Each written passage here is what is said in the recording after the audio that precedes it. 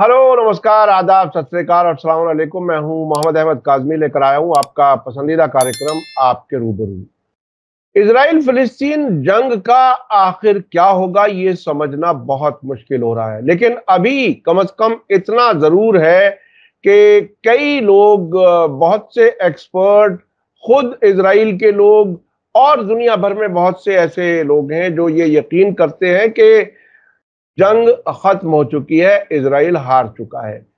एक तरफ इजराइल के अंदर बेचैनी का ये आलम कि डिफेंस मिनिस्टर और प्राइम मिनिस्टर बिल्कुल आमने सामने हैं, एक दूसरे का गरेबान फाड़ने के लिए तैयार है। दूसरी तरफ रेजिस्टेंस के लोग एक साथ नजर आ रहे हैं, उनके अंदर बहुत तालमेल है।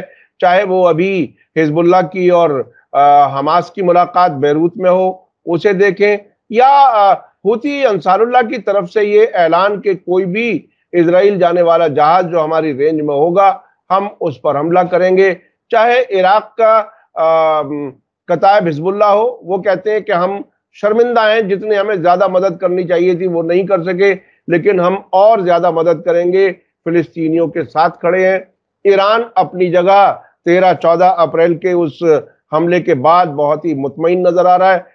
क्या कुछ होगा इस जंग में, ये समझने के लिए मेरे साथ खास मेहमान हैं जॉन दयाल साहब, सीनियर जर्नलिस्ट, एक लंबे अरसे तक विदेशों से रिपोर्टिंग की है और कई जंगें कवर की हैं, कई मीडिया ऑर्गेनाइजेशंस के लिए पूरी जिंदगी एक ऐसी जर्नलिज्म की है जो ग्राउंड जीरो पर जाकर के चीजें देखने और समझने का जो तरीका होता है सही, वो किया है जॉन दयाल साहब ने। जॉन दयाल साहब, वेलकम है आपका, मीडिया स्टार वर्ल्ड को आपने वक्त दिया।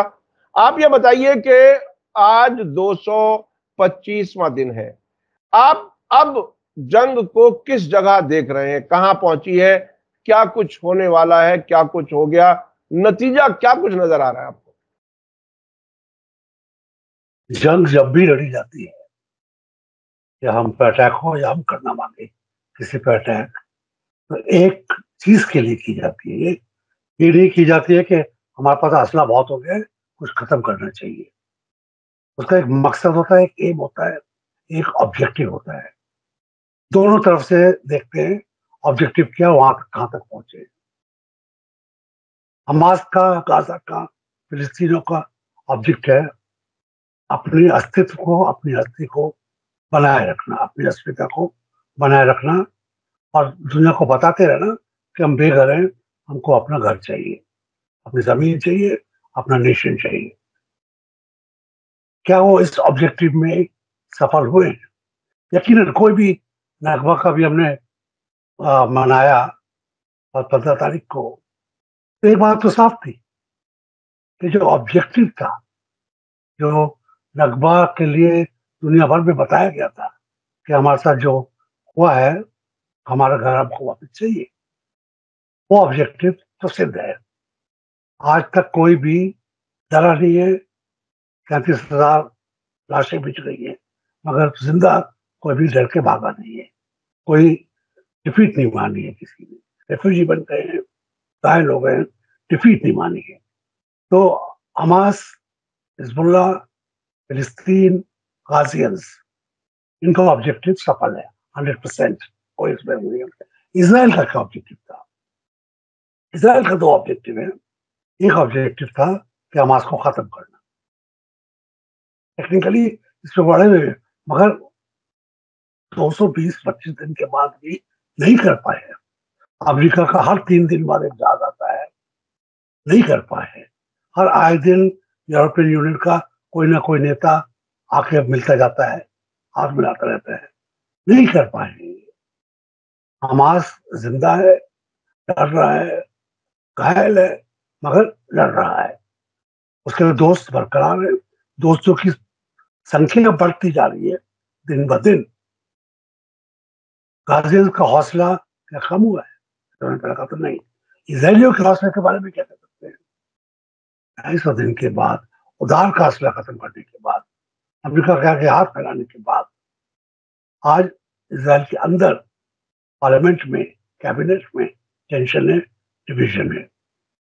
पॉलिटिकली नेतन्याहू बहुत कमजोर हैं। जिस दिन लड़ाई लड़ी थी इन्होंने 7 अक्टूबर के बाद, उस दिन से आज तक हर रोज इनकी पॉलिटिकल ताकत में कमजोरी हमको दिखाई दे रही है, इनका खिसियानापन बदलता जा रहा है। इनका मेन दोस्त जो आज कह सकते हैं अमेरिका, प्रेसिडेंट बाइडेन जो अमेरिका के राष्ट्रपति हैं, उनकी बात अगर पिछले 200 साल से ना रोज सुन रहा हूं, हमें यकीन, हमेशा आपके ख्याल में कह रहा हूँ कि उनकी बात में नेतानियाहू के खिलाफ जो खिसियात है, जो गुस्सा है, जो हिकारत है, वो बढ़ रही है। इजरायली कॉज की बात नहीं कर रहा हूं मैं, जो अमेरिकी कहता है इजरायली कॉज नहीं, मगर जो इजरायली पॉलिटिशियन है, पॉलिटिशियन इन कमांड, आज का आधुनिक प्राइम मिनिस्टर है, उसके लिए व्हाइट हाउस में इज्जत नाम की कोई चीज बची नहीं है। उनको बोला जा रहा है खुलेआम कि आप गलत कर रहे हैं, हम आपको हथियार दे रहे हैं, उसकी वजह अलग है, मगर हम आपको सपोर्ट नहीं कर रहे, आपको, आप गलत हैं। तो इसराइल ने अपने मेन जो असिस्टेंट है, मेन देश उसकी जो हिफाजत की तरीके से कर रहा है, उसको खो ही दिया है। आज अगर आप डेमोक्रेट्स की तरफ से देखें तो इसराइल अगर नेतन्याहू को हटा देता है, रेजिम चेंज हो जाती है, कैबिनेट कहती है हमको आपको नहीं चाहिए, डिवीजन हो जाता है, रिफॉर्म प्रेसिडेंट कहता है नहीं कैबिनेट आएगी, तो गया। उसमें कैबिनेट का इजरायली सरकार का अटर फेलियर है। तीसरी आती है क्या जंग जीत पाए हैं वो, दुश्मन का हौसला नहीं खत्म हो पाए। और मैं दुश्मन ऐसे कह रहा हूं क्योंकि दोस्त और दुश्मन दो वर्ड है। फिलिस्तीन गाजियन इजरायली पीपल के दुश्मन नहीं है, सरकार के दुश्मन है, क्योंकि पीपल के लिए, बच्चों की मौत के लिए इजराइल में बढ़ रहा है हमदर्दी, और दुनिया में हमदर्दी की तो हद हो गई है। अमेरिकन यूनिवर्सिटीज में क्या हो रहा है, हिंदुस्तान में इतना नहीं दिख रहा, हालांकि हमारे जैसे लोग अभी भी प्रोटेस्ट कर रहे हैं, प्रेस क्लब में किए और जगह की है, मगर शायद यूनिवर्सिटीज में नहीं हुई है। मगर वेस्टर्न यूनिवर्सिटीज में हद हो गई है, अरब नहीं कर रहे हैं, एशियंस नहीं कर रहे हैं, मुसलमान नहीं कर रहे हैं, ईसाई, सफेद लड़कियां और लड़के, डॉक्टर स्कॉलर्स, एमए स्कॉलर्स, वो प्रोटेस्ट कर रहे हैं। उनको हटाने के लिए नेशनल गार्ड बुलाने पड़ रहे हैं, गवर्नर्स को एक्शन लेना पड़ रहा है, और एक्शन भी आधा अनमने से करते हैं। अभी तक किसी के ऊपर गोली नहीं चलाई है, टीयर गैस कर दी है, और एनजीओ जो उड़ाते हैं पुलिस वाले वो कर रहे हैं। मगर जिस हद तक कर सकते थे मिलिट्री को स्ट्राइक तोड़ने के लिए, वो नहीं किया है। इसका मतलब साफ है कि 50 स्टेट में हमदर्दी बढ़ रही है। खुलेआम अमेरिकन कांग्रेस वुमन, मुसलमान है मगर वो कांग्रेस वुमन तो है, और स्टेट्स की, स्टेट कांग्रेस की महिलाएं और आदमी बोल रहे हैं। मैं यहाँ पे आपके बता चुका हूँ कि वहां पर जो एक तरह के ऑल्टरनेट मीडिया है, CNN, IBN को हटा के अगर वहां पे देखें, या फॉक्स न्यूज जो टोटली बकवास रहा है एकदम, गोदी मीडिया राइट विंग का है, उसके अलावा जो बड़े बड़ी मीडिया है, सैटरडे नाइट लाइव, डेली, जो पॉपुलर करोड़ों में जिसकी पहुंच है, जहाँ के एंकर्स राष्ट्रपति से एक तरह रोज तो नहीं, वो हफ्ते में एक बार मिल लेते चाय के ऊपर, आइसक्रीम के ऊपर, वो लोग तौमत ला रहे हैं इसराइल के ऊपर। वो लोग नेतानियाहू के ऊपर नाम से उसको वैश्य बता रहे हैं। अब क्यों बताए, 7,000 बच्चे मारे गए भाई, उनके तो है। अमेरिका में जो मदर्स लॉबी है वो दिखती नहीं है, मगर उसने वियतनाम वॉर बंद कराई थी, और जो भी वॉर्स में यहाँ पे अमेरिका को जल्दी वापस भागना पड़ता है, उनमें उन औरतों का, उन व्हाइट औरतों का बड़ा हाथ होता है, क्योंकि वोट है वहां पर, ताकत है वहां पर। तो हम इसराइल का, इसराइली सरकार का, नेतान्याहू सरकार का दूसरा objective, political objective, international objective defeat हो गया। तीसरा, इसराइल के ऊपर लीगल एक्शन, इंटरनेशनल कोर्ट पे जो हो रहा है ये कोई आम बात नहीं है। अभी तक और देशों ने हिंदुस्तान पाकिस्तान के ऊपर नहीं कोई कर पाया है, और देशों के ऊपर जहाँ पे सिर्फ अफ्रीकन देशों में जहाँ पर मसैकर्स हुए हैं, उनके अलावा और जगह जो मसैकर्स हुए वहां पर अभी तक नहीं आए हैं, बल्कि श्रीलंका भी पूरी तरह वहां पे नहीं आया है।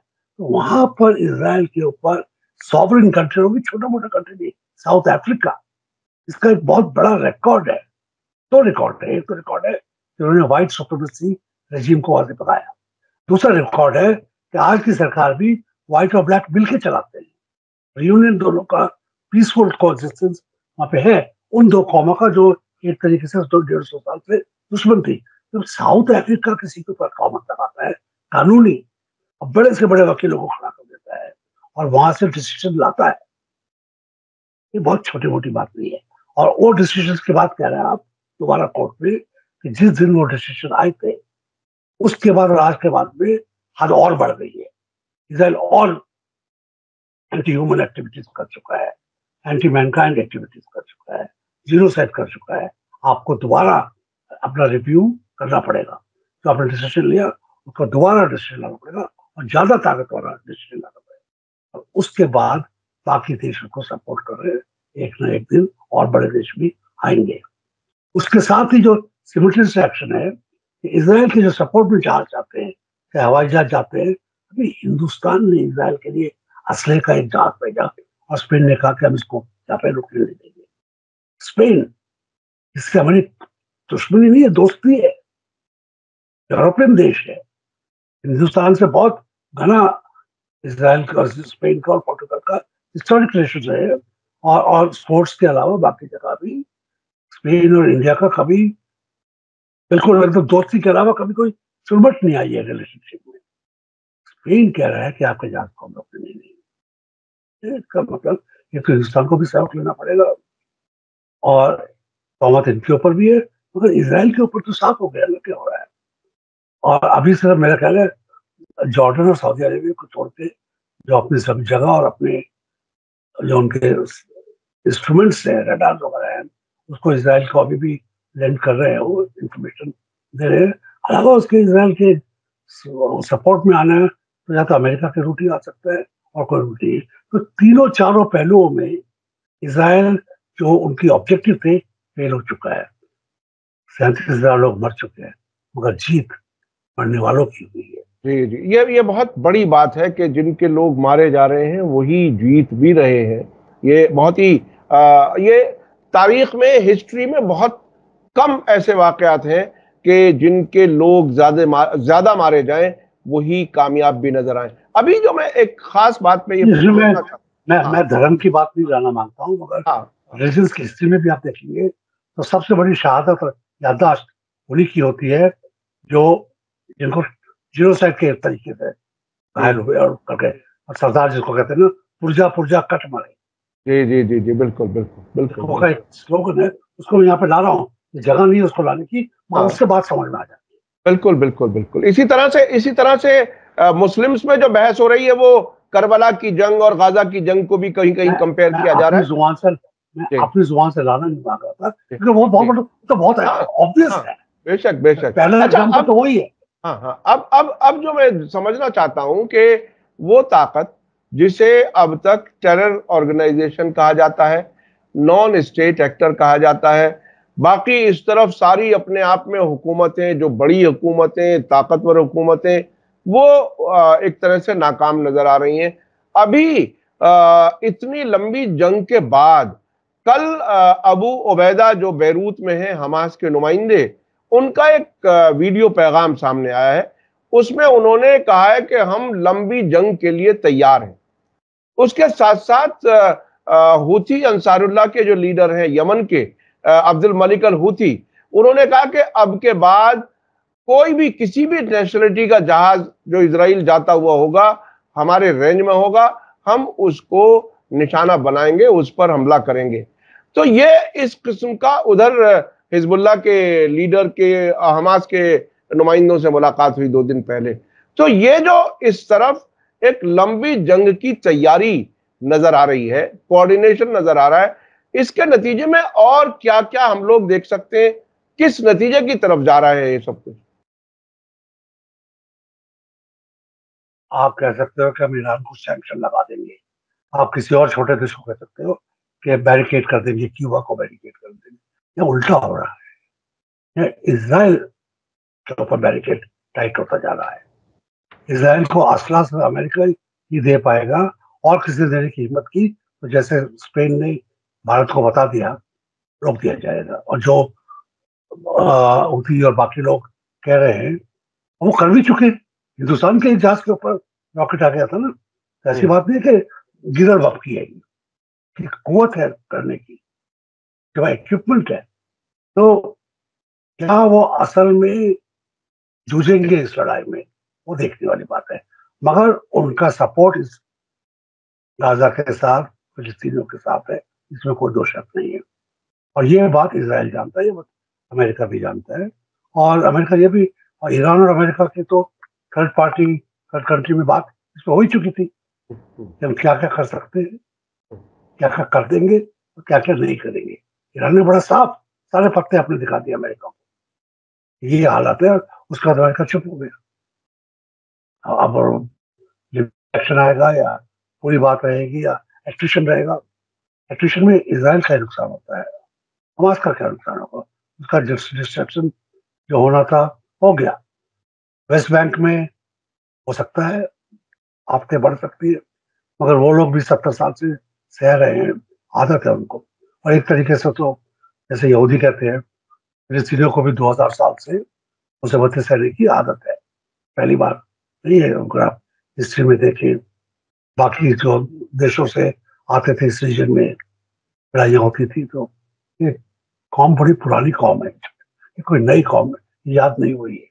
अब वक्त इनका दिलेर लोग हैं ये लोग, ये बात माननी पड़ेगी। ये अरब भी मानते हैं कि भाषा एक ही है, मगर ये कौम जरा टेढ़ी है, ये तगड़ी है। तो ये जो इंटरनेशनल पोस्टिंग आप कह सकते हो गाजा की हिमायत में हो रही है, ये एक बहुत तगड़ा कॉलिशन है। ये कॉलिशन लड़ाई के लिए भी इस्तेमाल हो सकता है, ये कॉलिशन अमन के लिए भी इस्तेमाल हो सकता है। और आज की तारीख में मैं देखना मांगूंगा कि जो काउंटरवेलिंग फोर्स बनाई है, अभी तो नोशनल ही है, मगर ये जो कॉलिशन बनाई है काउंटरवेलिंग, ये अमन के लिए बनाई गई है, ताकि इसराइल को ज्यादा हिमाकत ना कर पाए। और हालांकि इसराइल के आज की तारीख में मेरे को कोई ऐसे दोस्त नहीं दिख रहे हैं जो हिमाकत कर सकते हैं, मगर कौन जानता है, कोई बेवकूफ खर्चा है, यूक्रेन से कोई आ जाएगा, कोई और ईस्ट यूरोप की कोई ताकत करके हम भी जाकर दिखाते हैं। तो हिमाकत करने वालों को भी एक तरीके से धमकी तो नहीं, मगर वार्निंग है कि यहाँ पर आप ज्यादा हिमाकत मत कीजिए। और कॉन्फिडेंस रिस्टोर करने के लिए है ही, मगर इस वक्त मेरा ख्याल है गाजा को जरूरत है, कॉन्फिडेंस उनका बहुत हाई है, उनको रेस्टोरेशन चाहिए, उनको मकान चाहिए, उनको अस्पताल दोबारा बनाने हैं, बच्चों की पढ़ाई जारी करनी है, घायलों को इमारतदारी करनी है, और मलबे के नीचे से लाशें निकालनी है। ये तो पूरा काउंट नहीं है ना। सब कह रहे हैं उनको रीबिल्ड करना है, क्या वो सिर्फ सिविल रीबिल्ड से काफी हो जाएंगे? मेरा ख्याल है जब रीबिल्ड होगा तो उनका सेल्फ डिफेंस का भी रीबिल्डिंग तो यकीनन है। तो मेरा ख्याल है जितना ऊपर बनेगा उतना नीचे भी बनेगा, ये इसमें मेरे को कोई शक और कोई शुबा नहीं है। तो गाजा की प्रायोरिटीज आज की तारीख में, इसराइल को तो रोका हुआ है उन्होंने, तो अब ये आधा कदम ऊपर आधा कदम नीचे हो रहा है, मगर इसराइल अपने इरादों में सफल नहीं हो पा रहा है। अब गाजन्स को चाहिए रिलीफ, रिहेबिलिटेशन, पूरी दुनिया से, अरब कंट्रीज से, हिंदुस्तान से। उनको चाहिए सपोर्ट, मॉरल सपोर्ट, उनको चाहिए रिलीफ वर्कर्स। जब इसराइल 7 देशों को मारता है और एक हिंदुस्तानी को मारता है, तो उनको जानना है कि क्यों मार रहा है वो अपने तरीके से बता भी रहा है कि हम यूएन का मानते नहीं है। मगर बावजूद इसके यूनाइटेड को, रेड क्रॉस को, अमेरिकन रिलीफ एजेंसीज को, चर्च रिलीफ एजेंसीज को, अरेबियन रिलीफ एजेंसीज को, रेड क्रेसेंट्स को, इन सबों के ऊपर आज एक हल्की सी तौबत है और एक बहुत बड़ी जिम्मेदारी है कि आप आइए और फटाफट फौरन फौरन से पेशतर, जिसको हम लोग हिंदुस्तान में कहते हैं, आप काम दोबारा शुरू कीजिए। और इसके ऊपर ये अभी जो एरियल रिलीफ थी वो कम हो गई है, टैक्स कलेक्टर तो बंद ही है एक तरीके से, उसको रिज्यूम करना पड़ेगा ताकि कोई बच्चा, कोई मजबूर आदमी, कोई रेफ्यूजी भूखा ना रहे। अच्छा जॉन दयाल साहब, आपने खुद जंगें खुद कवर की हैं, और हालांकि वक्त के साथ साथ टेक्नोलॉजी बदल रही है, तरीके बदल रहे हैं। एक ज़माने में होता था रॉकेट फेंक दिया, सही लगा गलत भी लगा, लेकिन अब तो पॉइंटेड सटीक पहुंचने का टेक्नोलॉजी आ गई है, लोकेशन से पहुंच जाता है हथियार। तो अब इस वक्त अब तक जितनी ताकत ईरान और रेजिस्टेंस दिखा चुका है। इसके अलावा कुछ और बातें भी अब तक कही गई हैं, जैसे कि एक बार ईरान की तरफ से यह धमकी दी गई कि हम इजराइल के मेडिटेरेनियन वाले रास्ते भी बंद कर सकते हैं, यानी जिब्राल्टर तक हम बंद कर सकते हैं, जो भी मेडिटेरियन के आने वाले रास्ते हैं। और हुथियों की तरफ से एक धमकी आई जिसमें यह कहा कि हम केप ऑफ होप तक, जो साउथ अफ्रीका के नीचे बिल्कुल, वहां तक भी हम टारगेट कर सकते हैं दुश्मन के जहाजों को। तो अब तक जितनी ताकत दिखा चुके और जितनी बातें कही जा रही हैं, इसको देख करके किसी असेसमेंट के नतीजे में क्या अब तक भी आपको क्या लगता है कि इजराइल, खासतौर पर नेतन्याहू, अभी तक उन्हें यह समझ नहीं आई कि सामने वालों के पास बहुत ताकत है और अब हमें कहीं पीछे हटके कहीं बात कर लेनी चाहिए, निपटा लेना चाहिए? वो पागलपन जो है उसकी क्या वजह है कि वो कहीं कंट्रोल नहीं हो रहा? नेतन्याहू देख तो रहे होंगे, आधे तो नहीं है। उन्होंने देखा होगा कि चीन के सबसे बड़े नेता फ्रांस गए, उनका किस तरीके से इस्तेमाल हुआ। फ्रांस ने इस आज की तारीख में अमेरिका के राष्ट्रपति का ऐसे इस्तेमाल नहीं किया हो। ऐसे इस्तेमाल किया कि चीन के वो प्रेसिडेंट नहीं है, चीन के पुराने खान है, राजा हुआ करते थे, कुबलाई खान की तरह। घंटों चलती रही पड़े, घंटों। देखो देखिए, और उसके जब इतना सलामी कर रहे हो, कुछ बात तो की होगी ना। फ्रांस ने चीन से कुछ बात तो की होगी, कुछ कॉमर्शियल बात की होगी, कुछ पॉलिटिकल बात की होगी, कुछ मिलिट्री बात की होगी। चीन और फ्रांस वियतनाम में, कंबोडिया में, लेओस में, जिसको हम इंडो चाइना कहते हैं, जो फ्रैंकोफोन कंट्रीज है, वहां पर आपस में लड़ चुके हैं दोनों देश। हालांकि बड़ी दूर है आपस में, मगर इंडो चाइना में लड़ चुके हैं, उसके बाद दोस्ती हुई है। इंडो चाइना अभी भी फ्रैंकोफोन कंट्री है। दूसरी बात आई, अभी गए हमारे पुतिन साहब बीजिंग, वहां पे जो उनका सत्कार हुआ, घंटों चलता रहा। तो अगर हमारे मोदी जी जाते तो पागल हो जाते, क्या हम हिंदुस्तान के महाराजा आए जैसे। घंटों थोड़े हैं, गाड़ियां हैं, हवाई जहाज है, बॉडी गार्ड है, विमन गार्ड है। मैं देख रहा था, अजीब लग रहा था, ये इतना बड़ा बीजिंग में हो रहा है, घंटों चल रहा है। चाइना और रशिया का जो दोबारा एक छठी बार प्रधानमंत्री बने हैं, ची मॉडर्न चाइना का मेकर है। नेहरू नहीं तो अब तो इंदिरा गांधी तो आई हो चाइना का। पूरा उसने रिबिल्ड किया है एक तरीके से, माओ के बाद के जंग के बाद से उसने रिबिल्ड किया है। ये जो आपस में चाइना और रशिया दोबारा अपनी हिस्टोरिक दोस्ती को बता रहे हैं, क्या मतलब। एक तो जो सोवियत यूनियन के देहांत के बाद एक साम्राज्य हो गया था अमेरिका, आज की तारीख में 2024 में कोल्ड वॉर तो नहीं है, मगर रेस्टोरेशन ऑफ इंटरनेशनल पावर, बराबरी, वो दोबारा रेस्टोर हो गई है। अमेरिका की अब जरूरत नहीं है पैसिफिक के आगे बाहर आने की, इंडियन ओशन, चाइना सी वगैरह में बड़ी कोशिश कर रहा है, हिंदुस्तान को भी वहां पे घोलने की कोशिश कर रहा है, मगर कर नहीं पा रहा है। चाइना और रशिया की जो सॉलिडेरिटी है और उनका हाथ ईरान के साथ भी है, तो मानते हैं सब लोग। क्या हो गया फिर पूरे यूरोप के, ईस्टर्न यूरोप और मिड ईस्ट में क्या पावर बैलेंस जो सोच रहे थे इराक के बाद, सद्दाम के बाद, लीबिया के बाद, वो नहीं है आज की situation. Power balance fully restored है, और अगर कहें एक तरीके से 19-20 में, तो ईस्ट की तरफ है पावर बैलेंस। दूसरा, यूरोप काफी अब खिसिया गया है, जो अमेरिका के डिजाइन से नेटो के थ्रू यूक्रेन में 2.5 साल वहां पर भी हो गए, हल्का हल्का 3 साल हो जाएंगे। वहां पर हाथ तो नहीं खींचा यूरोप ने, मगर कुछ हद तक अब यूजुअल हो गया कि जैसे चल रहा है। इसमें कोई खास कोई मेडल नहीं दिए जा रहे हैं, कोई नारेबाजी नहीं हो रही है, ज्यादा सपोर्ट में नहीं आ रहे हैं, एंटी रशिया एक्टिविटी नहीं हो रही है।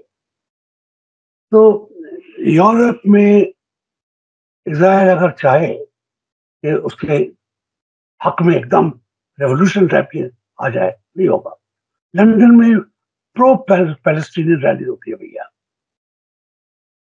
वहां पे ऋषि सुनाक के खिलाफ नारेबाजी हो जाती है कि आप फंडामेंटलिस्ट का और जीनोसाइड का साथ दे रहे हैं। यूरोप का पब्लिक ओपिनियन बड़ा सख्त है। वो मेरा ख्याल यूक्रेन की लड़ाई से भी अब तक आ चुका है। उनको भी रशिया की स्टेटमेंट में दम दिख रहा है कि हम बफर जोन मांगते हैं, कोई यूक्रेन के ऊपर कॉन्क्वेस्ट नहीं करना मांगते हैं, किसी शहर को हम कब्जा नहीं करना मांगते हैं। हमको अपनी बफर जोन दीजिए, ये बता दीजिए कि नेटो के टैंक हमारे बॉर्डर से कितने किलोमीटर दूर रहेंगे। ये हमको आप अपना पीस, आपकी जो नियत है उसका आप हमको नोटिस दीजिए और सबूत दीजिए, और हमको कुछ नहीं चाहिए। तो पावर बैलेंस अमेरिका भी देख रहा है, उनका इलेक्शन भी आ रहे हैं। अब दोबारा कोल्ड वॉर नहीं मगर इक्विवेलेंस, बराबरी आ चुकी है। और ये जो पिछले 1-2 महीनों में, ये बड़ी इसी साल की बात है 2024 में, फ्रांस, रशिया, चाइना, ये बहुत बड़ी बात है। और जब ये देखेंगे जापान को भी थोड़ा हल्का होना पड़ेगा। और जो आज की तारीख में क्वाड में जिस तरीके से एंटी चाइना हल्ला मचा रहा है, वो शायद ना मचा पाए, क्योंकि आपने ठीक ही कहा, जापान के जहाज रसद ले जाते हैं, वाया अफ्रीका में ले जाते हैं। उनको इंडियन ओशन के थ्रू या थोड़ा उधर से पैसिफिक के थ्रू, बड़ा लंबा रूट है पैसिफिक के थ्रू सैन फ्रांसिस्को जाना, बहुत बहुत लंबा रूट है। उसके ऊपर भी रशिया का कंट्रोल है, ऐसी बात नहीं है। हमको नक्शे पे दिखता है कि नहीं, मगर दूसरी तरफ से अगर देखा जाए, स्पेस से देखा जाए, तो वो पैसिफिक के ऊपर भी रशिया का नजर रहती है, रॉकेट्स की नजर रहती है। तो इजराइल के जो वॉर डिजाइन कर रहे हैं, जो थियोरिटिशियंस हैं, जो जर्नल्स हैं, जो इस बात की स्टडी कर रहे हैं, उनके डिप्लोमेट्स हैं, इस बात से वो अनभिज्ञ तो नहीं होंगे और ध्यान दे रहे होंगे इस बात का, बिल्ट इन करेंगे अपनी लॉन्ग टर्म स्ट्रेटेजी में। मैं आज की तारीख में भी सोच रहा हूँ, मेरी गट फील है कि नेतन्याहू के दिन अब गिने चुने दिख रहे हैं। को टर्मिनस रहेगा यूएस इलेक्शन के पास या उससे पहले, ताकि यूएस इलेक्शन अब में शांति से हो जाए, ये देखने की बात है। और वो जानता है नेतन्याहू कि अगर वो पावर में नहीं है तो जिल जाएगा। जी जी जी, बहुत बहुत शुक्रिया जॉन दयाल साहब। आपने 3 बातें बहुत ही अहम कही। एक तो ये कि हर पैमाने पर इजराइल हार चुका है और रेजिस्टेंस जो पावर्स हैं, जो हमास और दूसरे ग्रुप्स हैं, वो जीते हैं, और हालांकि उनका जानी नुकसान काफी ज्यादा हुआ। दूसरी बात आपने बहुत ही अहम ये कही कि फ्रांस, रूस और चीन और जाहिर है उनके साथ ईरान, ये जो एक साथ आ रहे हैं, नजर आ रहे हैं, ये दुनिया में ताकत का बैलेंस जो है वो बदल रहा है। अब वो यूनिपोलर जो अमेरिका के जेर साया हुआ करता था, वो खत्म हो चुका है। तीसरी बात ये कि इंटरनेशनल लेवल पर जो जो जो जो हालात बदल रहे हैं, वो अब अमेरिका के हक में नहीं है। इजराइल हर तरफ से ऐसा, यानी उसको एनसर्कल करने का भी इंतजाम और बल्कि अलग थलग करने का भी इंतजाम हो रहा है इजराइल का, वो भी सामने नजर आ रहा है। और दूर तक जो ये रेजिस्टेंस पावर्स हैं, वो बहुत ही अहम है ये बात कि अगर जिब्राल्टर तक या केप ऑफ होप तक भी वो उनका कहीं कोई हथियार पहुंच सकता है, तो वो इन बाकी ताकतों के लिए एक बहुत बड़ा चैलेंज है। बहुत बहुत शुक्रिया जॉन दयाल साहब, आप हमें वक्त दे देते हैं, उसके लिए बहुत बहुत शुक्रिया। इसी के साथ मुझे दीजिए इजाजत। धन्यवाद, शुक्रिया। जय भारत, जय हिंद। मीडिया स्टार वर्ल्ड के और वीडियो देखने के लिए हमारे चैनल को सब्सक्राइब करें और सीधे नोटिफिकेशन पाने के लिए बेल आइकन दबाएं। और अगर हमारी खबर सच्ची और अच्छी लगे तो अपने व्हाट्सएप, इंस्टाग्राम, फेसबुक और ट्विटर अकाउंट पर जरूर शेयर करें।